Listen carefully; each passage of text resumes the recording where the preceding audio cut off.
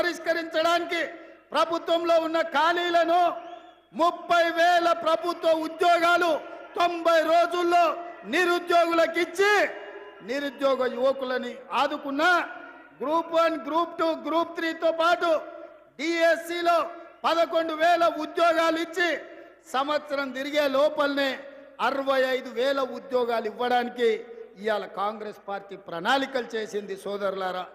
ఇవన్నీ మా గొప్పతనం కాదు, ఈ గొప్పతనం మీది. ఈ ఖమ్మం జిల్లా 2014లో టిఆర్ఎస్కి ఒకటే సీట్ ఇచ్చింది, 2018లో ఒకటే సీట్ ఇచ్చింది, 2023లో ఒకటే సీట్ ఇచ్చినా ఆ మిత్రుడు కూడా ఇందిరమ్మ రాజ్యంలో ఉండాలి, ఖమ్మంను అభివృద్ధి చెయ్యాలి అని ఇవాళ మనకే మద్దతు ఇచ్చిండు. ఇవాళ ఖమ్మం జిల్లాలో బీఆర్ఎస్ ఓనికి ఏమున్నదా అంటే గాడిద గుడ్డు ఉన్నది ఇవాళ ఈ ఖమ్మం జిల్లాలో. అయినా సిగ్గు తప్పిన వాళ్ళు మారలేదు, వాళ్ళ మాటలలో మార్పు లేదు. పొద్దున్న లేస్తే కొత్త బిచ్చగాడు పొద్దు గుర్తెరగాడు అన్నట్టుగా అబద్ధాలు చెప్పుకుంటా బామ్మార్దులు తిరుగుతున్నారు. అందుకే మిత్రులారా, కాంగ్రెస్ పార్టీ కార్యకర్తలు, ముఖ్యంగా ఖమ్మం జిల్లా కార్యకర్తలు మీరు అండగా నిలబడండి. బీఆర్ఎస్ను బద్దలు కొట్టి బొందబెట్టే బాధ్యత నాది. మీ సోదరుడిగా, మీ అన్నగా మీకు మాటిస్తున్నా, ఈ తెలంగాణ రాష్ట్రంలో సమూలంగా నేల మట్టంగా పెకిలించి బంగాళాఖాతంలో బీఆర్ఎస్ను ఇసిరేసే బాధ్యత నేను తీసుకుంటా.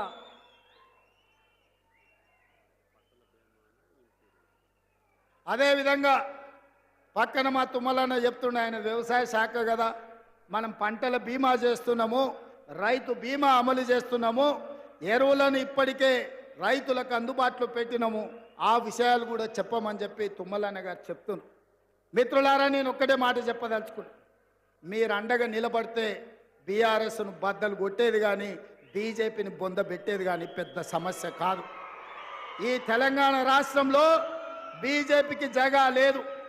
మన ఎన్నికల్లో ప్రజలు 8 సీట్లు ఇచ్చిండ్రు, బడ్జెట్లో బీజేపీ వాళ్ళు గాడిద గుడ్డి ఇచ్చిండ్రు. మనకు తెలంగాణ ప్రజలు 8 సీట్లు ఇస్తే నరేంద్ర మోడీ గారికి బీజేపీ వాళ్ళు తెలంగాణకు గాడిద గుడ్డి ఇచ్చిండ్రు. అందుకే ఈ తెలంగాణ అభివృద్ధి జరగాలన్నా, ఈ తెలంగాణలో ఎడారులుగా మారిన భూములు పసిడి పంటలతో పచ్చగా విలసిల్లాలి అంటే ఇందిరమ్మ రాజ్యం రావాలి. పాలమూరులో పాలమూరు రంగారెడ్డి ఎత్తిపోతల ప్రాజెక్టు పూర్తి కావాలి, నల్లగొండలో ఎస్ఎల్బిసి టన్నెల్ పూర్తి కావాలి, ఖమ్మం జిల్లాలో సీతారామ సాగర్ ప్రాజెక్టును పూర్తి చెయ్యాలి. ఇవి పూర్తి చేసినాడే ఇవాళ తెలంగాణ సస్యశ్యామలం అవుతుంది. ఈ తెలంగాణ రైతుల కళ్ళల్లో ఆనందం చూస్తాం. అందుకే మిత్రులారా, మీడియా మిత్రులకు కూడా నేను ఒక మాట చెప్పదలుచుకున్నా. హరీష్ రావు గారి సవాల్తో పాటు మా బట్టి విక్రమార్క గారు ఇవాళ ఒక సవాలు విసిరినరు. 100% మా బట్టి గారి సవాల్తో నేను ఏకీభవిస్తున్నా. వ్యవసాయ రంగమైనా, సాగునీటి ప్రాజెక్టులైనా, లేకపోతే సంక్షేమ పథకాలైనా మా పార్టీ తరఫున బట్టి గారు, ఉత్తమ్ గారు వస్తారు.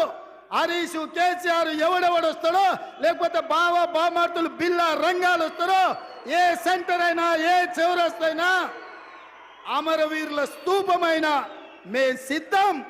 మీకు సీము నెత్తురుంటే చర్చకు రండి.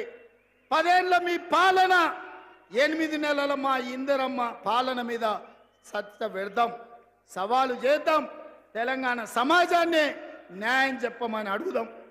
ఒడ్డు పొడుగున్నాం కదా అని, టీవీలు పేపర్లు ఉన్నాయి కదా అని నోటికొచ్చిన అబద్ధం చెప్పి ఈ అబద్ధాలన్నీ పేపర్లలో రాసి ప్రజల్ని మభ్యపెట్టాలనుకుంటున్నారా? ఇవాళ నిజంగానే హరీష్ రావు, నువ్వు చెప్పింది నిజమైతే, కాంగ్రెస్ పార్టీ పేదలకు అన్యాయం చేస్తే నువ్వే సవాలు విసిరినావు కదా, సిద్దిపేట రాజీనామా చేస్తా అని రాజీనామా చెయ్యి. సిద్దిపేటలో నువ్వు ఎట్లా గెలుస్తావో నేను చూస్తా బిడ్డ. నువ్వు అనుకుంటున్నావేమో సాగుతుందని, దేనికైనా సాగుతుంది. వయసులో ఉంటే పంది కూడా అందంగానే కనిపిస్తుంది, అధికారం ఉంటే నీలాకటోళ్ళకు నీళ్ళు కూడా అట్లనే ఉంటుంది. ఇవాళ అధికారం పోయింది కదా, ఇప్పుడు తెలుస్తుంది నీకు నొప్పేందో, పేద ప్రజల కష్టాలేందో. అందుకే ఇవాళ తండ్రి ముఖం సాటేసిండు, ఫామ్ హౌస్లో వండుకున్నాడు. ఇవాళ ఆయన ఫామ్ హౌస్లో నుంచి బయటికి వస్తలేడు. బయటికి వచ్చినోడు వీడు అబద్ధాలు చెప్పుడు ఆపుతలేడు. అందుకే మిత్రులారా, అప్రమత్తంగా ఉండండి. అయ్యో పాపం అని సానుభూతి చూస్తారా అంటే నాగుపాముకు నాగుకు పాలు పోసినట్టే అవుతుంది బీఆర్ఎస్ సోనిగిన మళ్ళీ దగ్గరికి రానిస్తే. అందుకే ఈరోజు ఇంత మంచి కార్యక్రమం ఇవాళ సీతారామ ప్రాజెక్టు ప్రారంభోత్సవానికి, అదేవిధంగా 2 లక్షల వరకు 3వ విడత రైతుల రుణమాఫీకి వేలాదిగా మీరు ఇక్కడికి వచ్చి ఆశీర్వదించినందుకు, ఇంతసేపు ఓపిక ఉండి, ముఖ్యంగా మా అక్కలు, మా చెల్లెళ్ళు, మా పెద్దమ్మలందరూ కూడా నిండు మనసుతో ఆడబిడ్డలందరూ ఇందిరమ్మ రాజ్యాన్ని ఆశీర్వదించడానికి మా లంబాడ సోదరిమణులందరూ కూడా ఇక్కడికి వచ్చినందుకు మనస్ఫూర్తిగా వాళ్ళందరికీ ధన్యవాదాలు తెలియజేస్తూ, ఎవరు ఏం చెప్పినా నమ్మకండి. నిరుద్యోగ యువకులకు ఉద్యోగాలు ఇచ్చే బాధ్యత నాది, రైతులకు రుణమాఫీ చేసే బాధ్యత నాది. ఈ రాష్ట్రంలో పాలమూరు రంగారెడ్డి ఎత్తిపోతలు కానీ, ఎస్ఎల్బిసి టన్నెల్ కానీ, సీతారామ సాగర్ ప్రాజెక్టును కానీ